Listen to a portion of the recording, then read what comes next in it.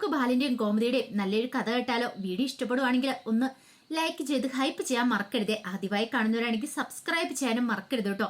അങ്ങനെ നമ്മൾ കാണുന്ന ആ ലോകിനിട്ട് നല്ല ഇടിവെട്ട് പണി അനന്തം കൊടുത്തു. അനുശ്രയം കൊണ്ട് പോയി ഡ്രസ്സൊക്കെ വാങ്ങിച്ചു കൊടുക്കാൻ ലോകിനങ്ങ് തീരെ ഇഷ്ടപ്പെടുന്നുണ്ടായിരുന്നില്ല.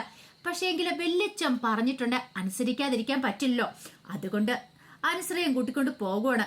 പക്ഷെ പോകുന്ന സമയത്തും അവന്റെ മനസ്സിൽ എങ്ങനെ അവൾക്കിട്ടൊരു പണി കൊടുക്കാം എന്നൊരു ചിന്ത മാത്രമേ ഉണ്ടായിരുന്നുള്ളൂ. ഇവിടെ അങ്ങനെ വെറുതെ വിട്ടിട്ട് കാര്യമില്ല. തന്റെ കുടുംബത്തെ നാണം കെടുത്താൻ ഒരുങ്ങിയവളാണ്. അപ്പൊ ഇവൾക്കിട്ട് പണി കൊടുക്കണം എന്നൊക്കെയായിരുന്നു അലോകിന്റെ മനസ്സിലെ ചിന്ത. പക്ഷെ ഇതൊന്നും അനുസരിക്കട്ടെ അറിയത്തും ഉണ്ടായിരുന്നില്ല.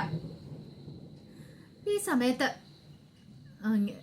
ആനന്ദ് പോവാണ് കടയിലേക്ക്. പോകുന്ന സമയത്ത് ആനന്ദിന്റെ മനസ്സിലേക്ക് ശ്രീദേവിയെ കുറിച്ചുള്ള ചിന്തകൾ വന്നു. അവളിപ്പൊ കളിച്ച് ഗോമതി സ്റ്റോഴ്സ് വരെ എത്തി നിൽക്കുക കാര്യങ്ങള്.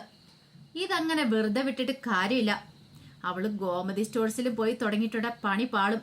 എത്രയും പെട്ടെന്ന് തന്നെ അവളെ വീട്ടിൽ നിന്ന് പറഞ്ഞു വിടണമെന്ന് ഓർത്തിരിക്കുക. അപ്പോഴാണ് വീണ്ടും അവള് പോയിരിക്കുന്നത്.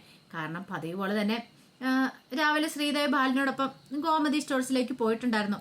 അപ്പൊ തലേ ദിവസം ആനന്ദ് കുറെ കാര്യങ്ങളൊക്കെ പറഞ്ഞിട്ടുണ്ടായിരുന്നു ശ്രീദേവിയോട്. പക്ഷേ എങ്കില് പിറ്റേ ദിവസമായി കഴിഞ്ഞപ്പോഴത്തേനും ഗോമതി സ്റ്റോഴ്സിലേക്ക് പോകാനായിട്ട് ബാലൻ വിളിച്ചു കഴിഞ്ഞപ്പോ ശ്രീദേവി ഇറങ്ങിപ്പോയി ആ കൂടെ. അത് ആനന്ദിന് ഒട്ടും ഇഷ്ടപ്പെടുന്നുണ്ടായിരുന്നില്ല. ഓഹോ, അങ്ങനെയാണെങ്കിൽ അവളുടെ പോക്ക് നിർത്തിയിട്ട് തന്നെ കാര്യം എന്നൊക്കെ വിചാരിച്ച് ആനന്ദ് എന്ത് ചെയ്തു, ഉദയഭാനുവിനെ വിളിക്കുവാണ്.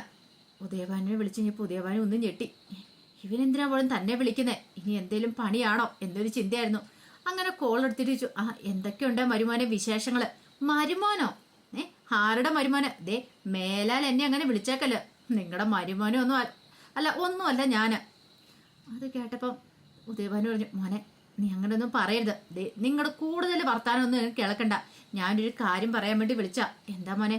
നിങ്ങളുടെ മോളുണ്ടല്ലോ, അവള് കളിച്ചിപ്പോ ഗോമതി സ്റ്റോഴ്സിലും കയറി കളിക്കാൻ തുടങ്ങി. ഗോമതി സ്റ്റോഴ്സിലോ? അപ്പൊ ഉദയഭാനു അറിഞ്ഞിട്ടുണ്ടായിരുന്നില്ല. അതെ, നിങ്ങളുടെ മോള് ഗോമതി സ്റ്റോഴ്സിലേക്ക് പോകാൻ തുടങ്ങി. അവളോട് മര്യാദയ്ക്ക് പറഞ്ഞോണം, ഗോമതി സ്റ്റോഴ്സിലേക്ക് പോയേക്കരുതെന്ന് നിങ്ങൾ വിളിച്ചു പറയണം. അത് മാത്രമല്ല, മര്യാദയ്ക്ക് മോളെ വന്ന് വിളിച്ച് വീട്ടിലേക്ക് കൊണ്ടുപോയിക്കണം. അല്ലെങ്കിലുണ്ടല്ലോ ഞാൻ നിങ്ങളുടെ മോളെ കഴുത്തിന് കുത്തിപ്പിടിച്ച് വെളിയിലേക്ക് തള്ളും. നിങ്ങളുടെ ചതികളും കാര്യങ്ങളൊക്കെ പുറത്തു പറയുകയും ചെയ്യും. അതുണ്ടാവേണ്ടെങ്കിൽ നിങ്ങളെ മോളെ വിളിച്ചോണ്ട് പോയിക്കോണം. അപ്പോഴേക്കും ഉദയഭാനു പറഞ്ഞു, മോനെ നീ ഇങ്ങനൊന്നും പറയരുത്. പിന്നെ എങ്ങനെ പറയണം?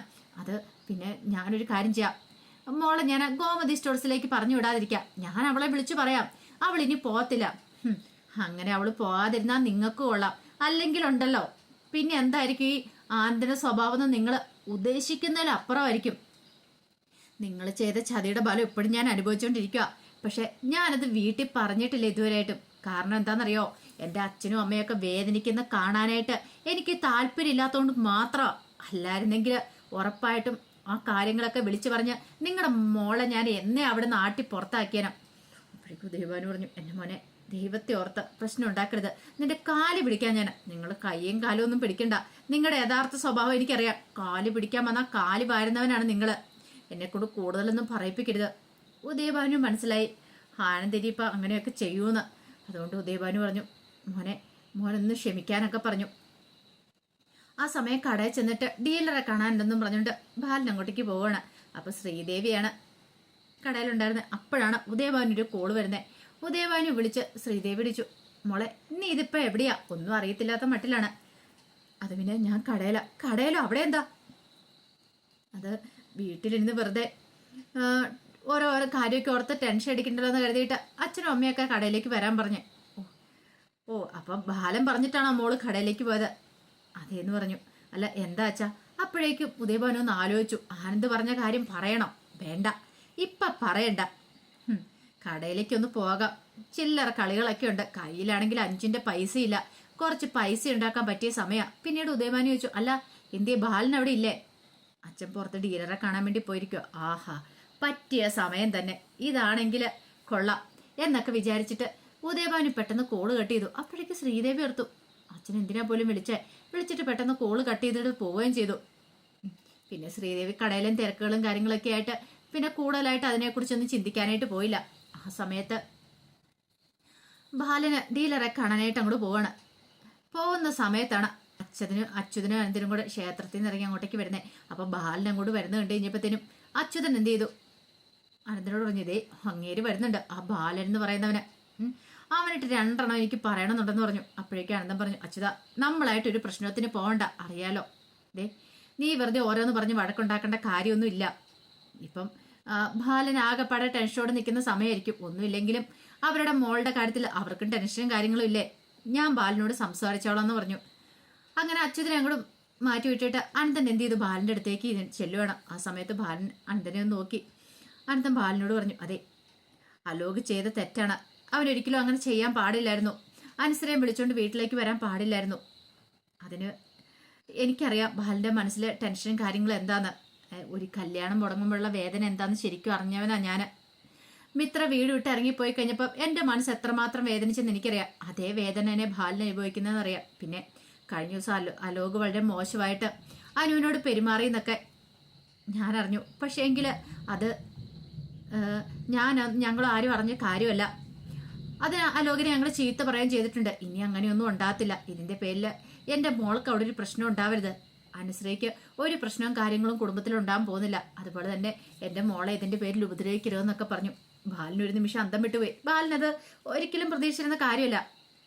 ഈ പറയുന്ന അനു പോയി അനന്തനോട് പറഞ്ഞ്, അനുവല്ല മിത്ര പോയി അനന്തനോട് പറഞ്ഞ കാര്യങ്ങളൊന്നും ബാലൻ അറിഞ്ഞിട്ടുണ്ടായിരുന്നില്ലല്ലോ. അപ്പോഴേക്കും ബാലൻ പറഞ്ഞു, മിത്രയ്ക്ക് അവിടെ ഒരു പ്രശ്നം ഇന്നുവരെ ഉണ്ടായിട്ടില്ല. ഞങ്ങൾ ആരും അവളെ അങ്ങനെയല്ല കണ്ടിരിക്കുന്നത്. മരുമോളായിട്ടല്ല ഗോമതിയാണ് കണ്ടിരിക്കുന്നത്. സ്വന്തം മോളെ പോലെ തന്നെ അവളെ കരുതുന്നത്. അതുപോലെ തന്നെ ആരിനാണെങ്കിലും നല്ല സ്നേഹത്തിലെ പോകുന്നതെന്നൊക്കെ പറഞ്ഞു. അങ്ങനെ അവർ തമ്മിൽ ഒരു സൗഹൃദ സംഭാഷണം ഉണ്ടാകുക. ഇത് അച്യുതൻ കേൾക്കുന്നുണ്ടായിരുന്നു. അവിടെ നിന്നിട്ട് അച്യുതൻ ഒട്ടും സഹിച്ചില്ല. ഓഹോ, അപ്പം അങ്ങനെയാണ് കാര്യങ്ങൾ. ഇപ്പം അവര് തമ്മിലെ കാരണം അനന്തേട്ടൻ്റെ മോൾ അവിടെയുണ്ട്, പിന്നെ അതുപോലെ തന്നെ ബാലൻ്റെ മോൾ ഇവിടെയുണ്ട്. അപ്പം അവർ തമ്മിലൊരു കോംപ്രമൈസ് ആയി. ഇതങ്ങനെ വെറുതെ വിട്ടിട്ട് കാര്യമില്ല. പണി കൊടുത്തിട്ട് തന്നെ കാര്യം. ഒരു കാരണവശാലും ഇതങ്ങനെ മുന്നോട്ട് പോയില്ല. പെട്ടെന്ന് അച്യുതൻ എന്ത് ചെയ്തു, അങ്ങോട്ട് മാറി നിന്ന് അലോകിനെ ഫോൺ ചെയ്യുവാണ്. ആ സമയത്ത് അലോക് ടെക്സ്റ്റൈൽ ഷോപ്പിലേക്ക് അങ്ങോട്ട് കയറിയിട്ടുണ്ടായിരുന്നു.